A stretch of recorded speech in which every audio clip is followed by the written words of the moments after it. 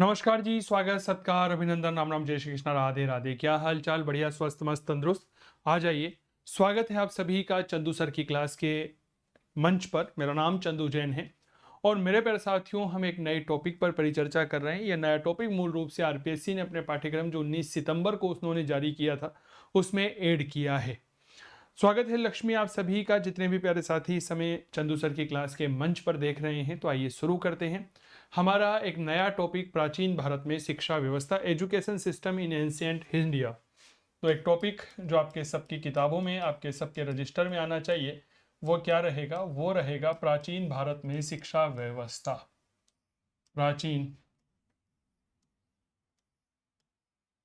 भारत में शिक्षा व्यवस्था, एंशिएंट एजुकेशन सिस्टम, या हम ऐसा भी कह सकते हैं education system in ancient India. जैसा कि आप सबको पता है, विदित है कि हम कोई भी बात की शुरुआत करते हैं तो उसके कुछ पॉइंट्स जो है वो मैं लिखवाता हूं कि भाई हाँ, एक ड्राफ्ट तैयार करते हैं कि आखिरकार हमें इस बिंदु में क्या क्या चीज़ें हैं जो मूल रूप से पढ़नी है और किन किन बातों पर हमें विशेष तौर पर ध्यान आकर्षित करना है। क्या ये बात क्लियर? सभी को नमस्कार, ललिता गुड इवनिंग, बहुत बहुत स्वागत है आप सभी का। चलिए, तो मेरे प्यारे साथियों, सबसे पहले प्राचीन भारत की शिक्षा व्यवस्था में अगर मैं परिचर्चा करना चाहूँ तो मैं यहाँ पर बात करना चाहूँगा कि व्हाट वाज द इंट्रोडक्शन। आखिरकार प्राचीन भारत की जो शिक्षा व्यवस्था है यह किस तरह की थी, ठीक है, कैसी थी यह शिक्षा व्यवस्था। कोई भी कार्य किया जाता है तो स्वाभाविक बात है उसके कुछ ना कुछ उद्देश्य होते हैं, तो इसके भी कुछ ना कुछ टारगेट रहे होंगे। तो इसके उद्देश्यों पर परिचर्चा करूंगा मैं। क्या बात क्लियर हो गई? बताइए क्या पढ़ेंगे? What was the main motto of the ancient education system, इसके उद्देश्य क्या थे? ठीक है, इसके उद्देश्य क्या थे? शिक्षा के केंद्र, इनके बारे में परिचर्चा करेंगे। ठीक है, प्रमुख शिक्षण संस्थाओं के बारे में, शिक्षण विधि क्या थी लिखिएगा। ठीक है, आखिरकार किस टीचिंग मेथड से यह पढ़ाया जाता था, शिक्षण विधि क्या थी, इसका पाठ्यक्रम क्या था। ठीक है, इसका पाठ्यक्रम क्या था, व्हाट वाज द सिलेबस, पाठ्यक्रम क्या था। या अगर मैं कहूं कि इसकी विषय वस्तु क्या थी, तो मुझे नहीं लगता कि इसमें कोई दो राय वाली बात होगी। ठीक है, जब शिक्षा व्यवस्था होती है तो आपने देखा होगा कई तरह के शिक्षक होते हैं। एक शिक्षक वो होता है जो विषय पढ़ा रहा होता है, लेकिन विषय बिल्कुल मृत सा हो जाता है। विषय जब बोला जाता है तो ऐसा लगता है कि फुर्ती नहीं निकल रही है। तो उस समय भी प्राचीन भारत में कई सारे ऐसे शिक्षक होते थे, ऐसे गुरु होते थे। उनके प्रकार मैं आपको यहाँ पर बताने वाला हूँ। तो बताओ, एक क्या पढ़ेंगे? एक पढ़ेंगे हम शिक्षक या गुरु के प्रकार। प्राचीन भारत में कौन कौन से शिक्षक हुआ करते थे? शिक्षक ऑब्लिक गुरु के प्रकार। अरे, जब शिक्षक और गुरु के प्रकारों की बात कर ली तो मेरे दोस्त फिर हमारे विद्यार्थी कहाँ गए हैं? ये भी तो पढ़ेंगे ना। तो लिखिएगा विद्यार्थियों के प्रकार, कि आखिरकार किस तरह के विद्यार्थी जो है वह होते थे। विद्यार्थियों के प्रकार, क्लियर? मेरे दोस्त, इसके बाद हम पढ़ेंगे शिक्षा के केंद्र। प्राचीन भारत में जो शिक्षा के केंद्र थे उनके बारे में थोड़ी सी जानकारियां जो मैं आप लोगों के साथ में साझा करना चाहूंगा। ठीक है, बताओ क्या पढ़ेंगे? शिक्षा के केंद्र, सेंटर ऑफ द एजुकेशन, या हम ऐसा कह सकते हैं कुछ संस्थान, इंस्टीट्यूशंस, या मैं कह सकता हूं विश्वविद्यालय। विश्वविद्यालय यानी कि यूनिवर्सिटीज, यूनिवर्सिटीज। ठीक है, चीजें समझ में आ रही है? ये हमारी कुछ बातें हैं जो हम पढ़ेंगे। लिखिए यहां पर,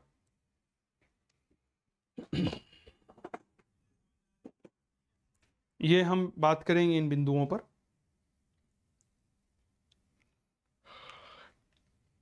अब देखो, कोई भी घटना घटित होती है, मैं अक्सर एक बात कहता हूं इतिहास विषय में कि अगर कोई भी घटना घटित हो रही है तो उस घटना के पीछे कुछ निश्चित कारण होते हैं। क्या बात क्लियर हो गई? कोई भी घटना XYZ घटना घटित हो रही है तो कोई ना कोई निश्चित कारण है। प्राचीन भारत की शिक्षा व्यवस्था भी कुछ इसी तरह की थी, एक आदर्शवादी प्रणाली थी। हमने सिंधु घाटी सभ्यता का अध्ययन किया। सिंधु घाटी सभ्यता में लोग इतने ज्यादा शिक्षित थे कि उन्होंने विश्व की पहली नगरीयकृत अर्थव्यवस्था का निर्माण किया, विश्व की पहली नगरीय सभ्यता बनाई। उन्होंने बाट माप के उपकरण शुरू किए, अंतर्राष्ट्रीय व्यापार की प्रणाली को शुरू किया, तरह तरह के उद्योग डाल करके बेहद शानदार मूर्ति कला और स्थापत्य कला का एक अद्भुत बेजोड़ नमूना हमारे सामने प्रस्तुत किया। वैदिक सभ्यता में वेदों का संकलन, वेदों का अध्ययन, वैदिक साहित्य हमें दिखाता है। ठीक है, अरे मेरे दोस्त, इसके पहले अगर मैं प्रागैतिहासिक काल में जाऊं, जहां पर लाखों साल पहले हमारे मानव के पास ऐसी तकनीक थी कि उसने ऐसी टेक्निक के माध्यम से रंग बनाए कि वह रंग आज भी लाखों सालों के बाद भी हमें उन चट्टानों पर, उन दीवारों पर देखने को मिल जाते हैं। क्या ये बात क्लियर हो गई? क्या वह आज भी फीके नहीं पड़े हैं? तो इसका मतलब कुछ ना कुछ तो बात है, कुछ ना कुछ तो क्वालिटी है कि इस आधार पर हम ये बातें करते हैं। ठीक है, तो प्राचीन भारत की शिक्षा व्यवस्था एक आदर्श प्रणाली थी, और यह आदर्श प्रणाली, यह शिक्षा व्यवस्था जो है ज्ञान पर आधारित थी, सिद्धांतों पर आधारित थी, प्रायोगिकता पर आधारित थी। क्या ये बात क्लियर हो गई? और इसी ज्ञान, विज्ञान, सिद्धांत और प्रायोगिकता ने हमें भारत को विश्व गुरु बनाने में बहुत ज्यादा मदद की थी। तो भारत आज जो यहाँ पर खड़ा हुआ है, यह भारत कहीं ना कहीं इन्हीं की बदौलत आज हम भारत को विश्व गुरु का तमगा देते हैं। आप प्राचीन भारत की शिक्षा व्यवस्था का एक छोटा सा उदाहरण देखिए। 15वीं शताब्दी में जब हम पुनर्जागरण पढ़ते हैं, तो पुनर्जागरण में न्यूटन एक वैज्ञानिक हुआ। उस न्यूटन ने क्या बताया था? गुरुत्वाकर्षण का नियम दिया था। उससे हजारों साल पहले हमारे भारत के विद्वान ब्रह्मगुप्त ने ब्रह्म सिद्धांत का प्रतिपादन किया, जिसमें कहा गया अगर कोई भी वस्तु ऊपर की तरफ फेंकी जाती है तो पृथ्वी का ऐसा बल होता है कि वो पृथ्वी को अपनी तरफ आकर्षित कर लेती है। और यही नियम और यही सिद्धांत क्या कहलाया? गुरुत्वाकर्षण का नियम कहलाया। तो आप सोचिए, हमारे महान वैज्ञानिक आर्यभट्ट महोदय ने सबसे पहले सूर्य ग्रहण, चंद्र ग्रहण की व्याख्या की, त्रिभुज का क्षेत्रफल, पाई का मान बताया, एक वर्ष के दिनों की गणना की, पृथ्वी के केंद्र के बारे में बताया। सब कुछ इतिहास जो है वह यहाँ पर देखने को मिलता है। नागार्जुन ने एक रस रत्नाकर नाम की किताब लिखी। उस रस रत्नाकर नाम की किताब में उसने विभिन्न रसायनों के बारे में वर्णन करते हुए बताया कि किस तरह से एक मनुष्य का जो इलाज है वह सोने चांदी के माध्यम से किया जा सकता है। तो ये क्या था? यह हमारा ज्ञान था, यह हमारी शिक्षा व्यवस्था थी, यह हमारी प्रायोगिकता थी। हम कर कर सीखने पर बल देते हैं, लर्निंग बाय डूइंग। आप मनोविज्ञान पढ़ते हैं, मनोविज्ञान में एक फंडा पढ़ते हैं, एक थ्योरी पढ़ते हैं, लर्निंग बाय डूइंग। पढ़ते नहीं पढ़ते, कर कर सीखने की थ्योरी वही है। तो ये बात याद रखना। बलजिंदर हेमंत, स्वागत है मेरे दोस्त, जय माता दी। तो सबसे पहले अगर मैं इसके परिचय के बारे में बात करता हूं, what was the introduction of this परिचय? तो एक परिचय लिख लो कि प्राचीन भारत की शिक्षा व्यवस्था एक आदर्श प्रणाली थी।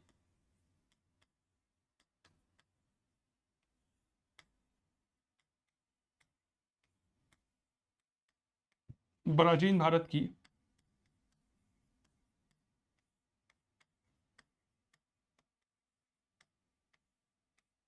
शिक्षा व्यवस्था एक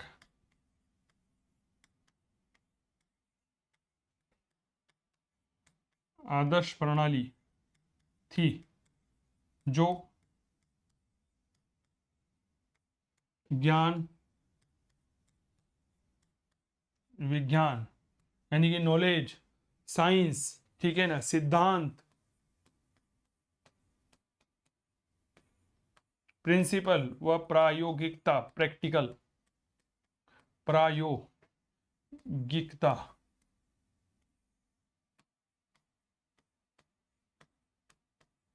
पर आधारित थी। बहुत सिंपल सी बात है, भाषा है कि एक ऐसी शिक्षा प्रणाली हमारे पास में थी जो किस पर आधारित थी? एक तरह से ज्ञान विज्ञान पर आधारित थी, ठीक है, सिद्धांतों पर आधारित थी, प्रायोगिकता पर आधारित थी। ठीक है, इसी शिक्षा पद्धति ने, लिखिए इसी शिक्षा प्रणाली ने, इसी शिक्षा प्रणाली ने भारत को विश्व गुरु बनाया, भारत को विश्व गुरु बनाया। क्या आपने कभी ये बात पढ़ी है क्या कि अमेरिका विश्व गुरु रहा है? कभी पढ़ी है आपने? जबकि अमेरिका की माया सभ्यता हम पढ़ते हैं, चीन की सभ्यता पढ़ते हैं, मिस्र की नील नदी की सभ्यता है, ईरान की फारस सभ्यता हम पढ़ते हैं, दजला फरात की सभ्यता, यूनान की सभ्यता, रोम की सभ्यता पढ़ते हैं।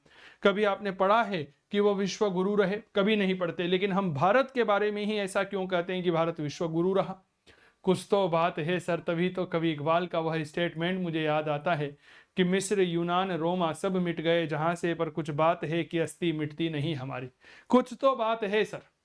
सर, यहाँ की शिक्षा व्यवस्था इतनी शानदार थी कि भारतीयों ने ही ना केवल ज्ञान प्राप्त किया, अपितु विदेशियों ने भी यहाँ पर शिक्षा ग्रहण की थी। चाहे वह चंद्रगुप्त, विक्रमादित्य जो गुप्त शासक था इसके समय आने वाला फायान हो, हर्षवर्धन के समय आने वाला हेन सांग हो, उसके बाद आने वाला हित सिंह हो, और कहीं दूसरे विदेशी यात्री हो, ये भारत में इसलिए आते थे ताकि यहाँ की शिक्षा व्यवस्था प्राप्त की जा सके। तिब्बत में एक राजा हुए सेन गेम्पो। सेन गेम्पो ने अपने दरबारियों को भारत के नालंदा विश्वविद्यालय में भेजा था कि भैया तुम जाओ, थोड़े बहुत शिक्षित होकर के आओ, और शिक्षित होकर के आकर के पढ़ करके यहाँ पर जो है वह थोड़ा सा सुधार करो। क्लियर हो गई? यहाँ भारत में लिखिए, यहाँ की शिक्षा प्रणाली से, यहाँ की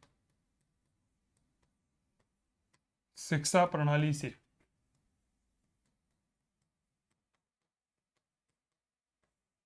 भारतीयों ने ही नहीं अपितु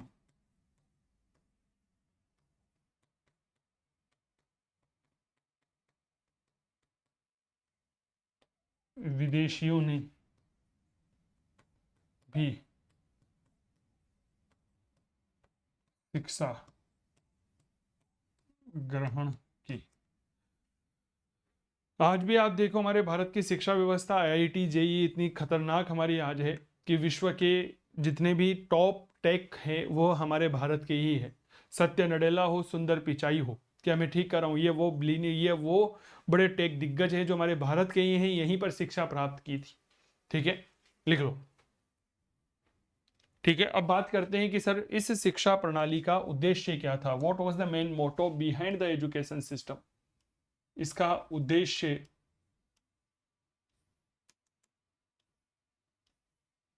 क्या था? इसका उद्देश्य क्या था? मूल उद्देश्य था जो विद्यार्थी है, जो बालक है, उसका समग्र विकास किया जाए।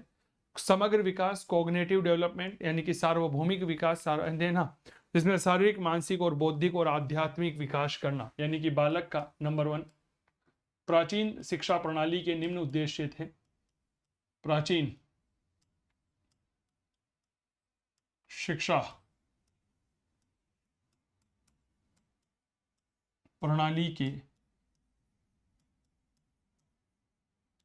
निम्न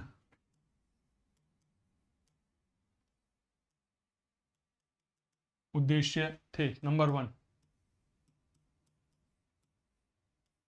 बालक का सर्वांगीण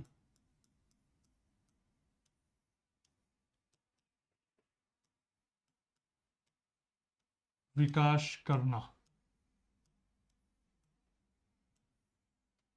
अब इस सर्वांगीण विकास में उसका सामाजिक विकास आ जाता है, सोशल डेवलपमेंट।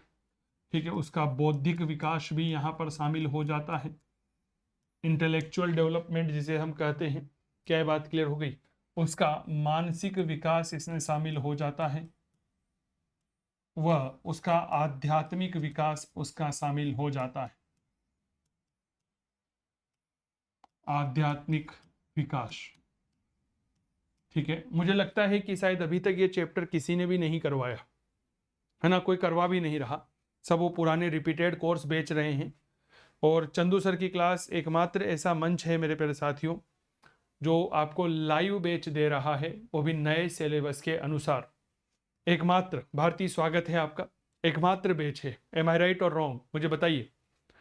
यहाँ पर मूल रूप से आज की वर्तमान की शिक्षा व्यवस्था कैसी है? वर्तमान की शिक्षा व्यवस्था ये है कि आप शिक्षा प्राप्त कर रहे हैं, शिक्षा प्राप्त करने के बाद में आपको एक कागज का टुकड़ा दे दिया जाएगा, और रोजगार की कोई गारंटी नहीं है कि आपको रोजगार मिलेगा या नहीं मिलेगा। पहले शिक्षा का उद्देश्य केवल और केवल आजीविका प्राप्त करना नहीं था, अपितु धर्म, अर्थ, काम और मोक्ष की प्राप्ति थी, यानी कि चारों पुरुषार्थ जो है उनकी प्राप्ति थी। शिक्षा का उद्देश्य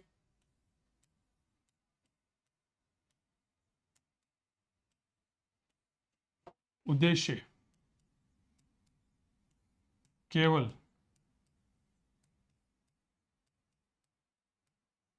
आजीविका देना नहीं था,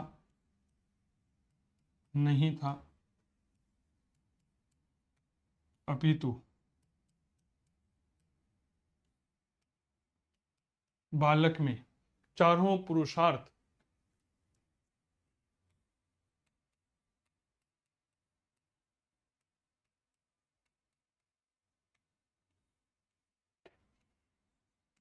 धर्म, अर्थ, काम व मोक्ष, चारों पुरुषार्थ का ज्ञान प्रदान करना था। कि भाई केवल और केवल आजीविका ही टारगेट नहीं होना चाहिए, ठीक है, अपितु जो चारों पुरुषार्थ है, इन पुरुषार्थों का भी ज्ञान आपको मिलना चाहिए। क्या है बात क्लियर? वर्तमान में आप बड़ी बड़ी डिग्रियां लेकर के बैठे हैं, लेकिन उन डिग्रियों का जब तक कोई औचित्य नहीं है, जब तक आपकी कमाई नहीं हो जाती, ठीक है ना। शिक्षा के से व्यक्ति को सत्य, अहिंसा, आत्मसंयम, समाज सेवा जैसे उच्च जीवन मूल्य सीखने को मिलते थे। यानी कि बालक के अंदर कुछ उच्च जीवन मूल्य के अवसर बालक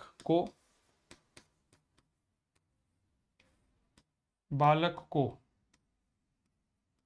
उच्च जीवन मूल्य, हाई लाइफ वैल्यूज, उच्च जीवन मूल्य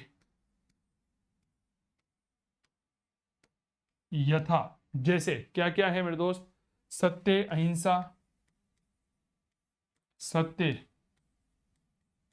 अहिंसा, आत्मसंयम। आत्मसंयम होता है खुद पर नियंत्रण रखना, ठीक है। आत्मसंयम, समाज सेवा आदि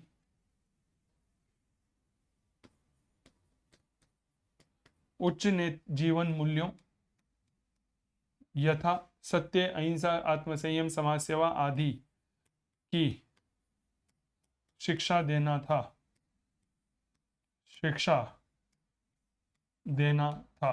आज हमने हमारे बच्चों को सब कुछ दे दिया है, लेकिन क्या उनके अंदर मोरल वैल्यूज है क्या? मैं आपसे एक बात पूछ रहा हूं, थोड़ा टॉपिक अटपटा है, लेकिन मेरा एक प्रश्न है, क्या उनके अंदर मोरल जो वैल्यूज है वह होनी चाहिए क्या? नहीं है सर, मोरल वैल्यूज नहीं है। आज अगर किसी का एक्सीडेंट हो जाता है तो हमारी पीढ़ी जो है वह वीडियो बना रही होती है। घर पे कोई आ जाता है तो हमारा बच्चा ढोक नहीं देता है, उसके लिए पानी जो है वह सर्व नहीं करता है, तो हमारा बच्चा जा किस ओर रहा है? हमारे संस्कार किस ओर जा रहे हैं? अरे आप बच्चों की छोड़िए, आप अपनी बात करिए, ठीक है ना। आज परिवार में 4 लोग हैं, चारों खाना खा रहे हैं, तो आपस में बात करने से ज्यादा अच्छा वो मोबाइल चलाना ज्यादा पसंद करता है, ठीक है। तो ये चीजें थोड़ा सा आपको पता होनी चाहिए। तो ये तो हो गए उद्देश्य। अब यहां पर समझिए कि हमारी इस शिक्षा व्यवस्था जो है, इसके मूल रूप से शिक्षण विधि कैसी थी? शिक्षण विधि का मतलब होता है what was the teaching method, ठीक है, कि भाई टीचिंग मेथड जो है वह किस तरह का था, ये बात याद रखना। देखो टीचिंग मेथड कई तरह का था। पहली मेन टीचिंग मेथड जो आता है वह आता है मौखिक, ठीक है, यानी कि विद्यार्थी जो है वह श्लोकों को, वेदों के मंत्रों को स्मरण करके सीखते थे और उनको याद रखते थे। तो पहली जो टीचिंग मेथड आती है वह कौन सी आती है? याद रखिएगा, वह आती है मौखिक परंपरा। कौन सी परंपरा आती है तो मेरे दोस्त? वह आती है मौखिक परंपरा। इस मौखिक परंपरा को मुखाग्र शैली भी कहा जाता है। प्राचीन काल में इसी मुखाग्र शैली के माध्यम से वैदिक मंत्रों को, वैदिक और जो हमारे श्लोक हुआ करते थे उनको याद किया जाता था। तो इसको क्या कहते थे? मौखिक परंपरा, या हम इसे मुखाग्र शैली भी कह सकते हैं। मुखाग्र शैली, मुखाग्र शैली। ठीक है, ये बहुत सरल है। श्लोक व वैदिक मंत्रों को याद रखना, वैदिक मंत्रों को याद करना, याद करना। ठीक है,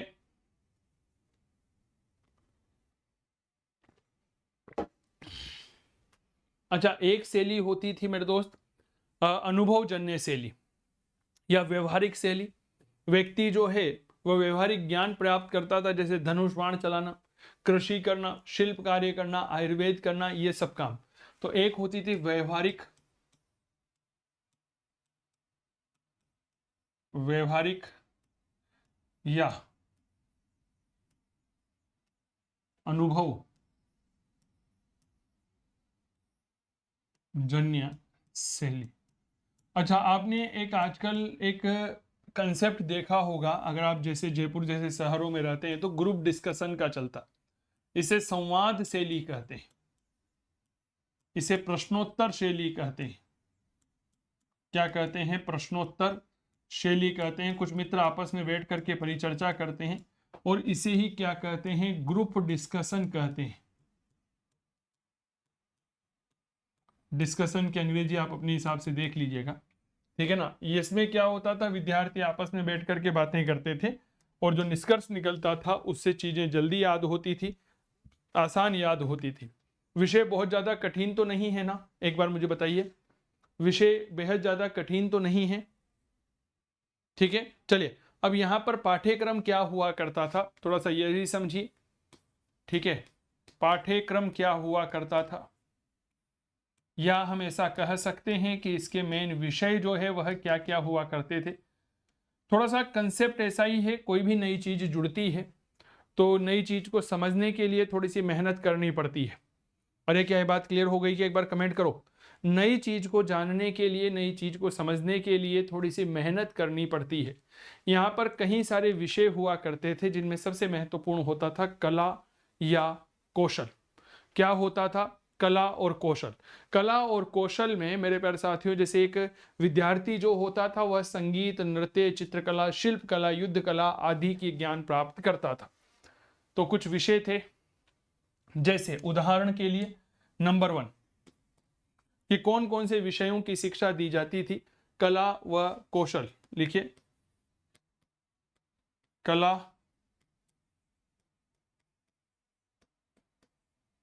व कौशल। ठीक है, बताओ किस किस की? मूल रूप से तो युद्ध कला की, क्योंकि पहले युद्ध ही होते थे। शिल्प कला की हो गया, चित्रकला की हो गया। लिखिए युद्ध कौशल, इसमें युद्ध कौशल, इसमें युद्ध कौशल,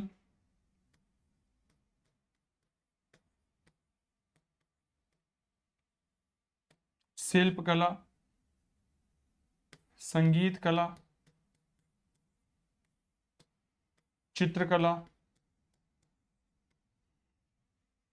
चित्र कला आदि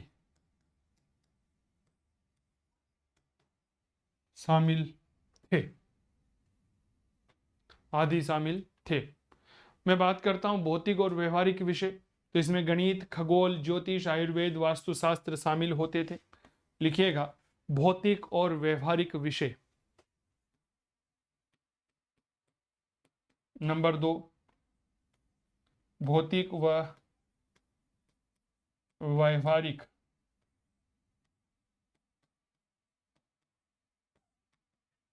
विषय। अब इस भौतिक और व्यवहारिक विषय के अंतर्गत मेरे दोस्त हम कह सकते हैं गणित की जानकारी यहां पर विद्यार्थी को दी जाती थी। खगोल शास्त्र, ज्योतिष, खगोल और ज्योतिष, आयुर्वेद, ये सब एक दूसरे से जुड़े हुए हैं। ठीक है, लिखिएगा खगोल, इसमें खगोल,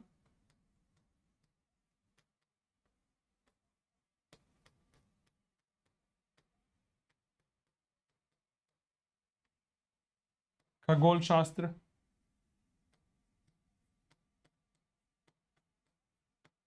ज्योतिष,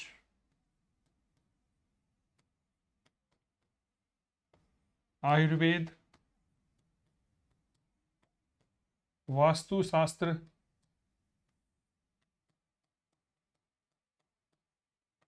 गणित,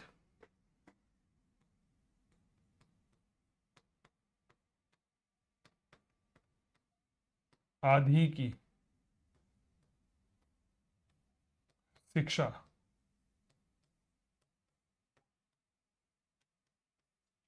दी जाती थी।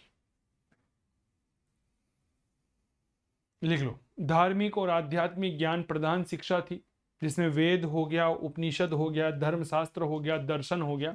यानी कि केवल और केवल हम यह नहीं कह सकते कि उस समय में केवल और केवल मंत्रों का ही ज्ञान दिया जाता था कि नहीं बेटा तू आगे आ जा, आओ जा ऋग्वेद ये ले, ऋग्वेद को पढ़ना शुरू कर दे। नहीं मेरे दोस्त, केवल और केवल ऐसा नहीं था। कई तरह के अन्य महत्वपूर्ण जैसे वेदों की, उपनिषदों की, धर्मशास्त्रों की, दर्शन की शिक्षा दी जाती थी। तो लिखिएगा नंबर 3 पे धार्मिक और आध्यात्मिक विषय। धार्मिक व आध्यात्मिक विषय, इसमें वेद या इसके तहत वेद, उपनिषद, एक इसमें वेदांग भी लिख लो, note Vedanta, it's a Vedang, शिक्षा, कल्प, व्याकरण, छंद, निरुक्त, ज्योतिष, 6 होते हैं ना वो वेदांग। इसमें वेद, उपनिषद, वेदांग,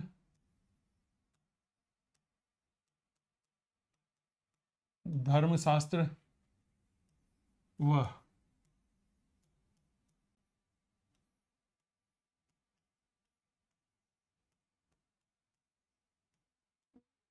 दर्शन की शिक्षा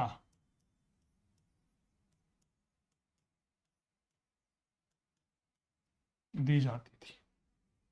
ठीक है, समझ में आ गई बात।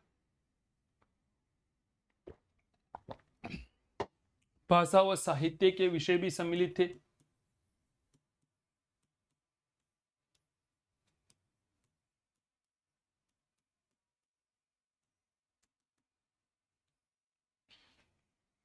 भाषा और साहित्य, इसमें भाषा और साहित्य में संस्कृत, व्याकरण, काव्य शास्त्र, नाटक, अलंकार, छंद शास्त्र आदि की शिक्षाएं दी जाती थी। तो लिखिएगा, इसमें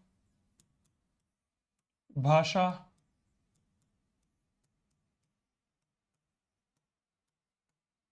व्याकरण, छंद शास्त्र, छंद जो किताबें होती है, जो श्लोक होते हैं, उन्हें हम यहां पर कहते हैं। ठीक है, काव्य, नाटक, अलंकार शास्त्र, अलंकार आदि की शिक्षा दी जाती थी। आदि की शिक्षा दी जाती थी। आप तो ऐसे समझो जी भाई साहब कि मूल रूप से शिक्षा के विषय ऐसे विषय थे जिसमें हम एक तरफ तो कला को शामिल कर सकते हैं, ठीक है ना, एक तरफ कला के अलावा अगर मैं कहूँ आर्ट्स भी थी, कॉमर्स भी था, साइंस भी था। समझ में आ गई क्या बात। और एक टॉपिक होता है ना फाइन आर्ट्स, वो भी था यहाँ पर। तो हर तरह के विषय हमें यहाँ पर देखने को मिलते हैं। आप इस बात को थोड़ा सा देखिएगा कि भाई कला भी है, भौतिक और व्यवहारिक विषय भी है, यानी कि विज्ञान भी है, धार्मिक और आध्यात्म भी है, भाषा साहित्य भी है। अब उस समय व्यापार वाणिज्य इतना समृद्ध नहीं था, है ना, कि उनकी अलग से शिक्षा दी जाए, क्योंकि व्यापार वाणिज्य सामान्यतः वेश्यों तक ही सीमित था। ठीक है, अब इनके बाद थोड़ा सा और आगे बढ़िए। जैसे वर्तमान में कई तरह के शिक्षक होते हैं, कुछ शिक्षक ऐसे गजब के होते हैं कि पढ़ाते हैं तो विषय वस्तु याद हो जाती है, जो विद्यार्थियों के लिए हमेशा समर्पित रहते हैं। ठीक है ना, कुछ शिक्षक ऐसे होते हैं जो केवल और केवल भाई साहब बस इत्र तित्र सर्वत्र, है ना, कुछ भी पढ़ा लो उनसे, है ना। कुछ शिक्षक ऐसे होते हैं जो शेरो शायरियां करते हैं, कुछ शिक्षक ऐसे होते हैं जो नाचते कूदते हैं। वर्तमान में आपने यूट्यूब के माध्यम से कई सारे शिक्षकों को देखा होगा। एम आई राइट और रॉन्ग, मुझे बताइए। तो उस समय भी कई तरह के गुरु हुआ करते थे। तो एक हेडिंग डालिएगा, गुरुओं या शिक्षकों के प्रकार। सबसे टॉप में जो नंबर 1 गुरु हुआ करता था, जो सर्वोच्च पद था, वह कहलाता था आचार्य। अरे बताओ, क्या ये बात क्लियर हो गई? सबसे महत्वपूर्ण था आचार्य। प्राचीन काल में गुरु के निम्न प्रकार थे। प्राचीन काल में गुरु के निम्न प्रकार थे। जैसे नंबर 1 पहला आता है आचार्य। भाई साहब, ये सर्वोच्च गुरु हुआ करते थे। पहली बात तो ये शिष्य को यज्ञ विद्या उपनिषद और वेदों का ज्ञान देते थे। ठीक है ना। तो एक लाइन लिखिए, सर्वोच्च गुरु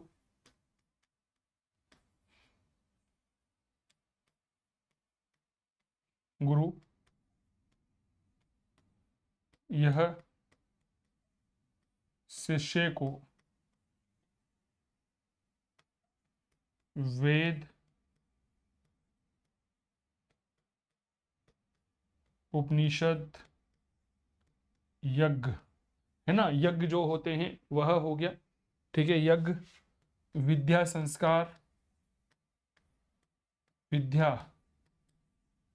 संस्कार आदि का ज्ञान देते थे। सबसे टॉप थे सर ये।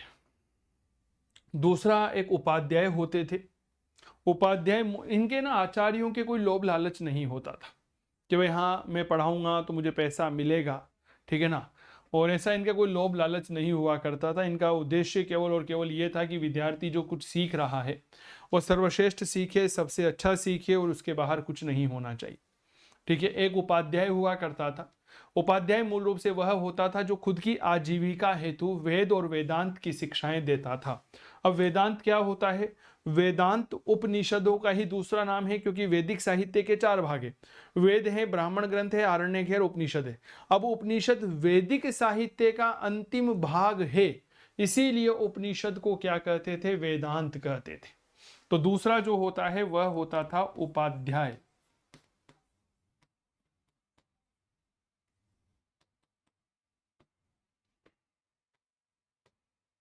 यह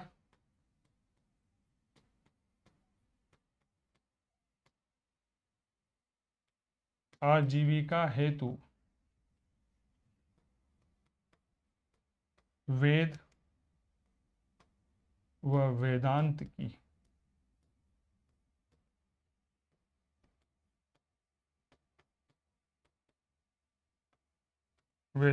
की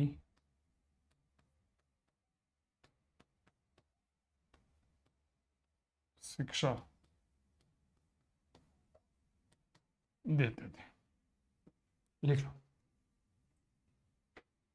आजीविका हेतु वेद और वेदांत की शिक्षा देते थे। इनका उद्देश्य होता था कि भाई मैं पैसा कमाऊं ताकि मेरे परिवार का भरण पोषण हो सके। एक होता था प्रवक्ता। ठीक है। प्रवक्ता मूल रूप से सूत्र ग्रंथों की शिक्षा देने का काम करता था। नंबर 3 प्रवक्ता।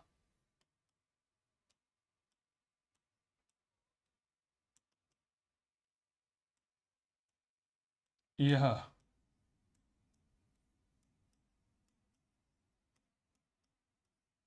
सूत्र ग्रंथों की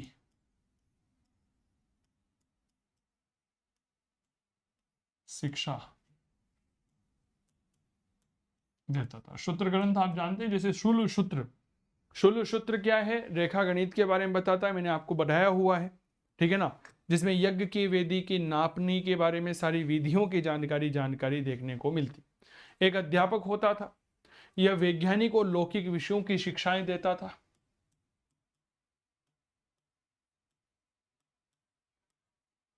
अध्यापक।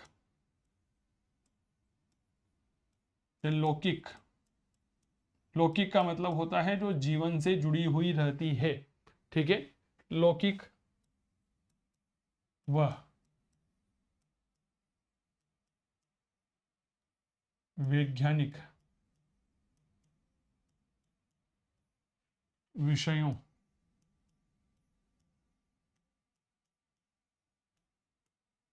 की शिक्षा देता था, ठीक है।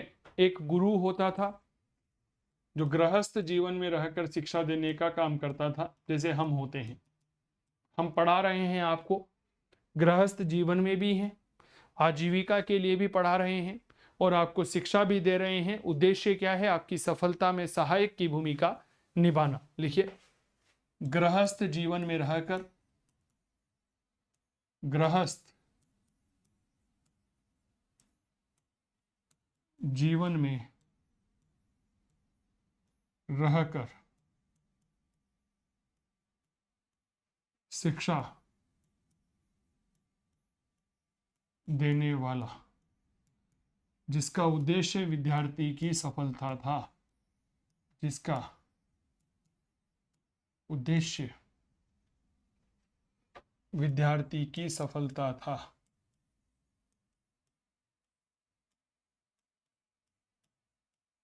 विद्यार्थी की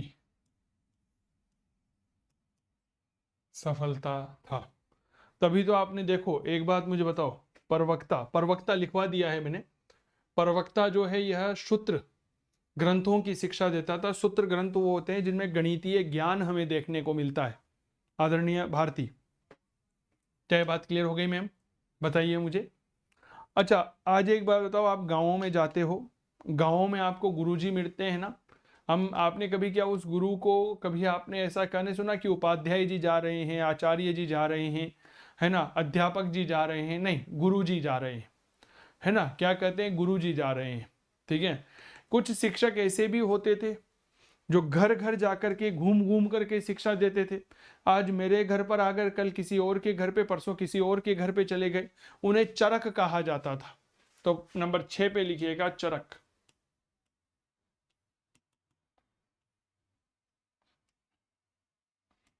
घूम घूम कर या स्थान भ्रमण के माध्यम से, ऐसा लिखिए, स्थान भ्रमण कर।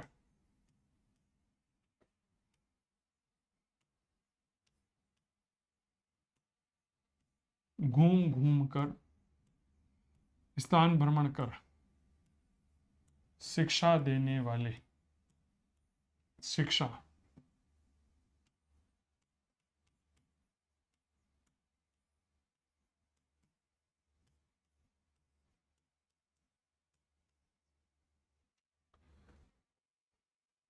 लिख लो।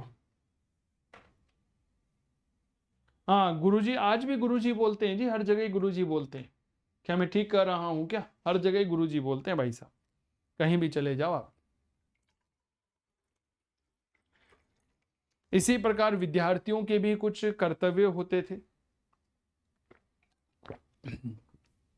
विद्यार्थियों के भी कुछ भाग होते थे, प्रकार होते थे। लिखो, विद्यार्थियों के प्रकार।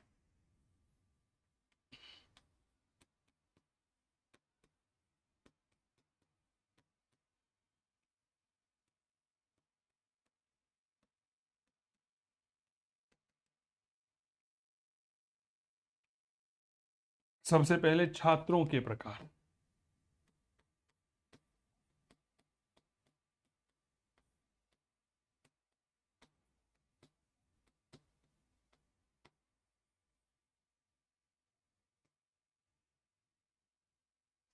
छात्रों के प्रकार, छात्रों के प्रकार। छात्र यानी कि लड़कों के क्या क्या प्रकार होते थे? सबसे पहले आता है अंतेवासी। वो या आश्रम में गुरु अलग होते हैं क्या? वो हो, और नहीं नहीं नहीं, वो एक ही होता है, ठीक है ना, वो एक ही होता है भारती। जो आश्रम में गुरु होते थे ना, वह भी सामान्यतया गुरु मान सकते हैं, हम उनको जो है आचार्य कह सकते हैं। सामान्य तौर पर जो आश्रम में रहकर, अभी मैं थोड़ी देर बाद बात करूंगा आप लोगों से, जब भारतीय आप विद्यार्थियों के प्रकार पढ़ोगे ना, जैसे पहला होता है अंतेवासी। अंतेवासी वो होता है जो गुरुकुल में रह करके शिक्षा प्राप्त करता था, ठीक है ना, गुरुकुल में जाता था, वहां पे आचार्य के माध्यम से शिक्षा प्राप्त करता था, उसे अंतेवासी कहते थे, ठीक है। एक होता था नेस्टिक, नेसधिक ब्रह्मचारी, जीवन पर्यंत छात्र रहता था, आज मेरे पास पढ़ लिया, मेरी जब शिक्षा ग्रहण कर ली तो कल किसी और के पास, परसों किसी और के पास, अरसों किसी और के पास। एक होता था उपकुर्वाण, शिक्षा दे प्राप्त करते थे पैसे देकर के फ्री। तो तीन प्रकार के शिक्षा होते थे। आश्रम में सामान्यतः आचार्य हुआ करते थे, ये बात याद रखना, प्रवक्ता हुआ करते थे, अध्यापक हुआ करते थे, उपाध्याय हुआ करते थे और गुरु हुआ करते थे। चरक आश्रम में नहीं हुआ करते थे। क्लियर हो गई? हाँ, कभी कभी जैसे मान लीजिए वहां पर आश्रमों में शिक्षकों की जरूरत है, शिक्षकों की कमी है, तो वह चरक को बुला लिया करते थे कि भाई तुम आओ गेस्ट फैकल्टी के तौर पर। समझ में आ गई? जैसे सबसे पहले लिखिए अंतेवासी, नंबर 1।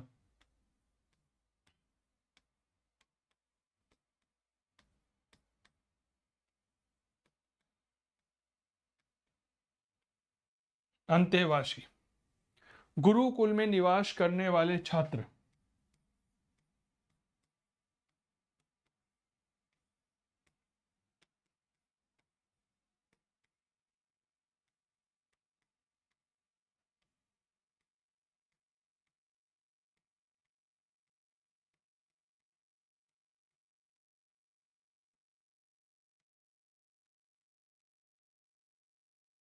नंबर 2, नेस्टिक,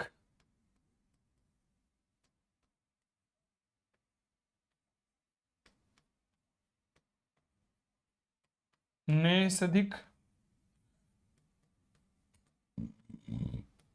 ब्रह्मचारी।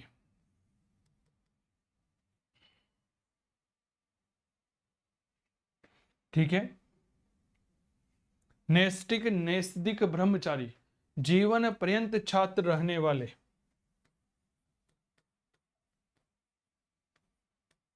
जीवन पर्यंत छात्र रहने वाले। और ये क्या होते थे? ब्रह्मव्रतधारी, ब्रह्मव्रत व्रत धारी।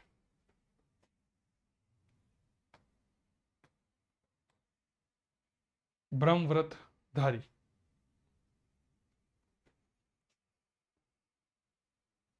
ठीक है। चलिए, उपकुर्वाण,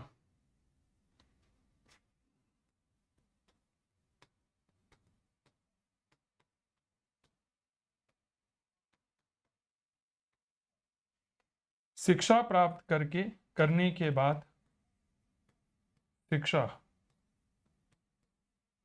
प्राप्त करने के बाद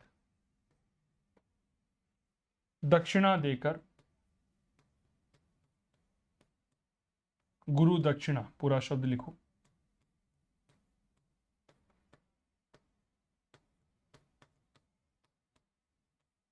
गुरु दक्षिणा देकर घर लौट आने वाले। लिख लो भाई साहब।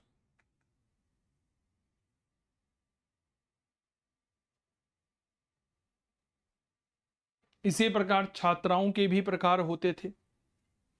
तो छात्रों में अंतेवासी, गुरुकुल में निवास करने वाले छात्र, नेस्ट्रिक नेसधिक ब्रह्मचारी, जीवन पर्यंत छात्र रहने वाले या ब्रह्मव्रतधारी, उपकुर्वाण, शिक्षा प्राप्त करने के बाद गुरु दक्षिणा दे करके घर लौट आने वाले। लिखिएगा छात्राओं के प्रकार।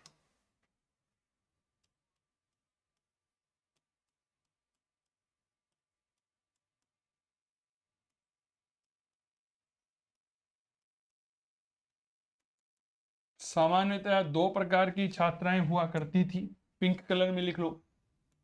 सधोवधू और ब्रह्मवादिनी। पहली सधोवधू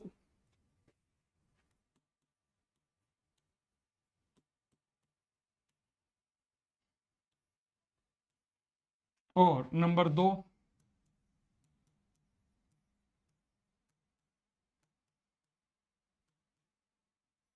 ब्रह्मवादिनी। सधोवधू कौन होते थी? तो सधोवधू हुआ करते थे जो विवाह होने तक ब्रह्मचर्य का पालन करती थी। 2 नंबर का वापस समझाओ ये वाला।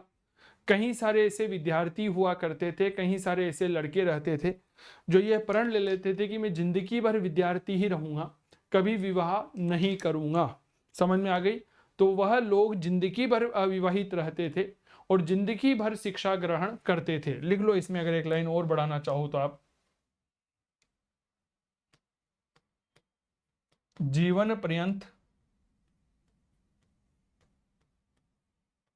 अविवाहित रहकर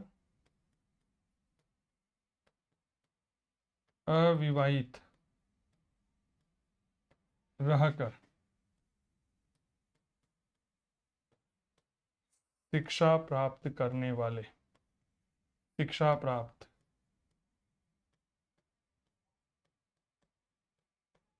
करने वाले। अब समझ में आ गया क्या भारती? अब समझ में आ गया मैम?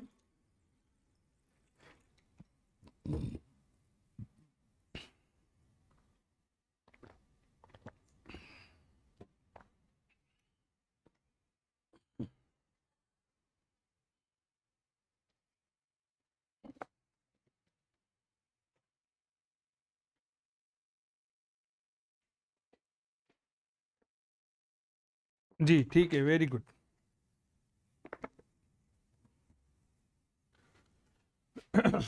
सधोवधू, सधोवधू का तात्पर्य क्या होता है? जो विवाह होने तक ब्रह्मचर्य का पालन करे। लिखो,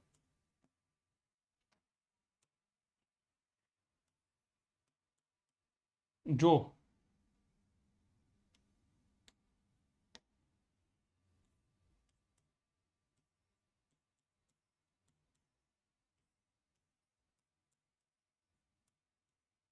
होने तक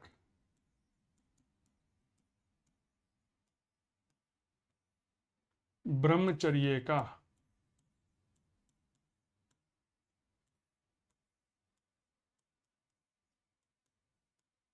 पालन करे। सधो वधु एक ब्रह्मवादिनी होती है, जीवन पर्यंत ब्रह्मचर्य का रहकर शिक्षा प्राप्त करने वाली। लिखिए,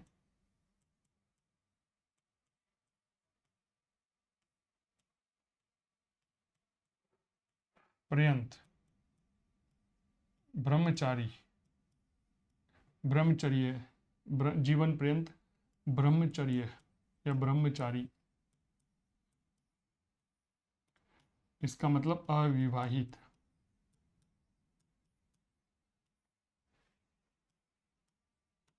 रहकर शिक्षा ग्रहण करने वाली, शिक्षा ग्रहण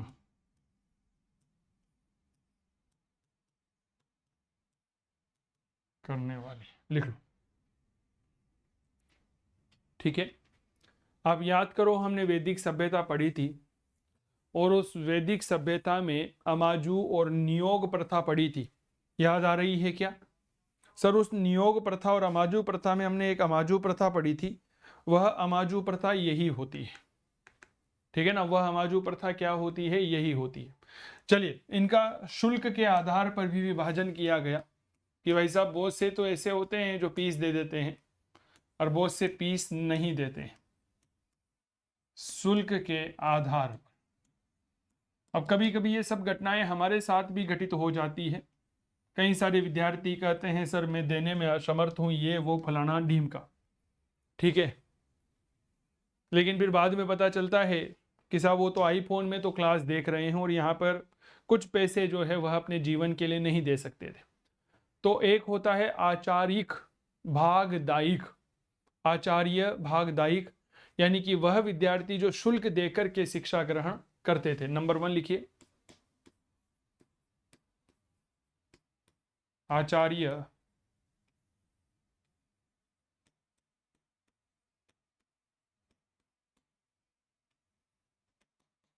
भागदायिक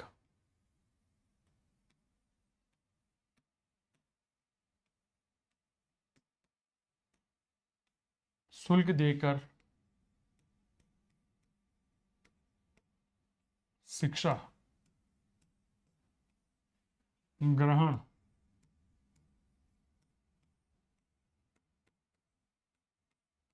करने वाले। एक होता है धम्मंतेवासी, धम्मंतेवासिक। इसका मतलब क्या होता है? धम्मंतेक वार्षिक वो होते हैं जो शुल्क देने में असमर्थ होते हैं। ये विद्यार्थी आचार्य की सेवा करते हुए शिक्षा ग्रहण करते हैं। नंबर 2, धम्म धम्मंतेकवासी, धम्मंतेवासिक।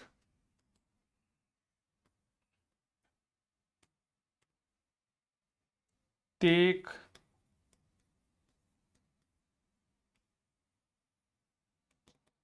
वासी,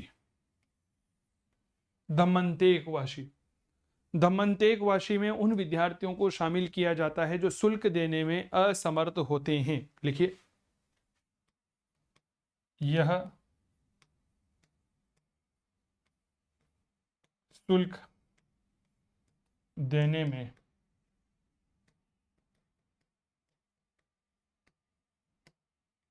असमर्थ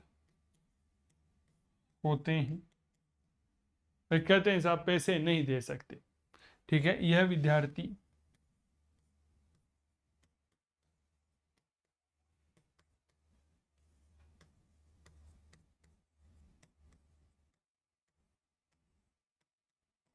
आचार्य की सेवा करते हुए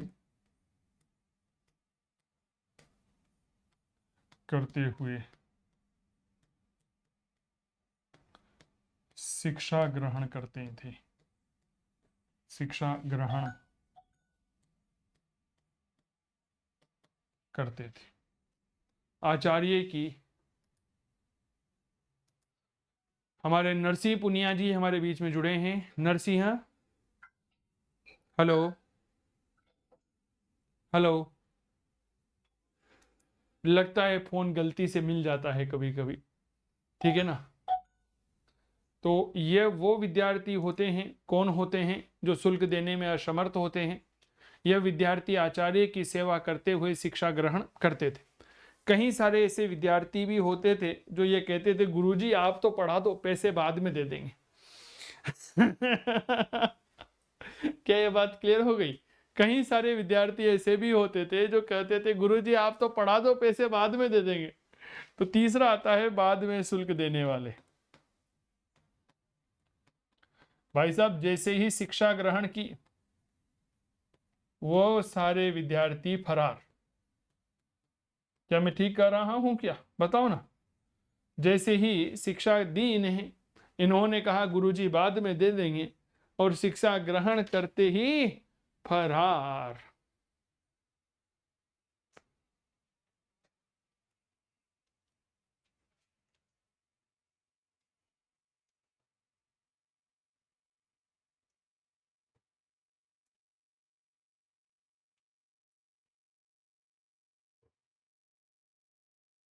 ठीक है, तो ये थी कुछ महत्वपूर्ण बातें। अब जो कल हम क्लास लेंगे शाम को, उसका टाइटल आपके रहेगा शिक्षा के केंद्र और संस्थाएं। क्योंकि मेरे प्यारे साथियों आज हम जो जो चीजें पढ़ चुके हैं वो क्या है? परिचय है, उद्देश्य है, शिक्षण विधि है, पाठ्यक्रम है, शिक्षक के प्रकार है, विद्यार्थियों के प्रकार है। क्या ये बात क्लियर हो गई? बताइए। भारती जी कह रहे अब तो पैसे पहले लेते हैं, क्या करें सर, जमाना ऐसा ही है। क्या करें भारती, जमाना ऐसा ही है। मुस्कुराइए, आप चंदू जैन के साथ पढ़ रहे हैं, ठीक है। तो चलिए, बहुत बहुत धन्यवाद। कल मुलाकात करते हैं और इस शिक्षा व्यवस्था के पार्ट 2 को आगे बढ़ाएंगे। बहुत बहुत धन्यवाद। नमस्कार।